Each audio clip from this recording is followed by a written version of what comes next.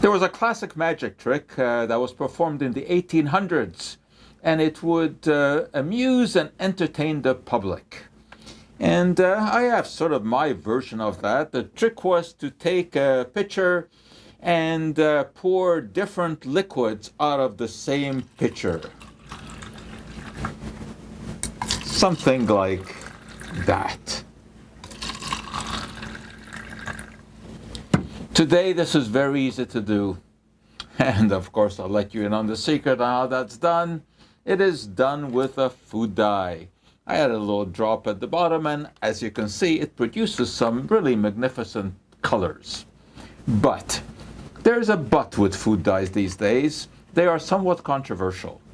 I mean, the controversy goes back to red dye number 2, which at one time was accused of causing cancer because of a couple of studies that were done at that time in the Soviet Union. This goes back into the 60s.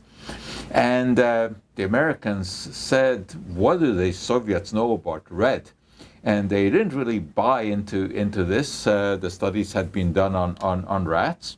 But nevertheless, this caused a great commotion.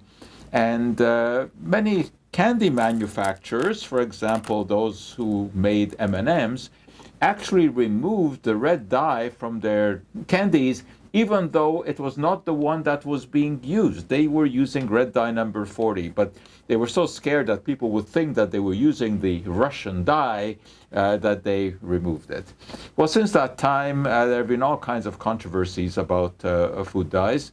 And one that came to attention in 2007, the so-called Southampton study, because it was done at Southampton University in the UK, looked at the effect of food dyes on the behavior of children.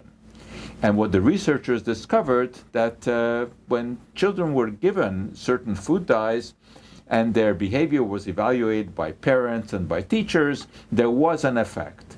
And in Europe, this then precipitated a warning on foods that contain these dyes. It said that you have to be careful because it may cause behavioral problems. As you can imagine, producers didn't want to put that label on there, so they started to take out the so-called synthetic dyes and replace them with natural ones.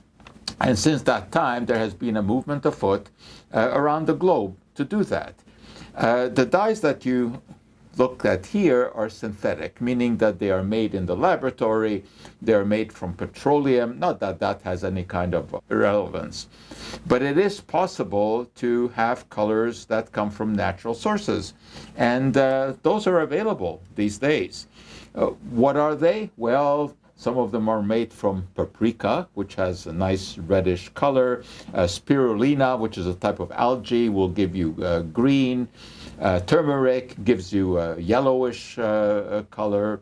And beets can give you red. Grape juice gives you kind of a purplish color. So the movement is afoot these days to replace the synthetic dyes with the natural ones. And I'm in favor of that, because I think that food dyes serve only a cosmetic purpose. We can live quite nicely without them. Now, that is not to say that I'm really worried. I mean, I don't mind eating a candy that is colored. I think, though, that there are enough issues about children eating all kinds of foods that have food dyes.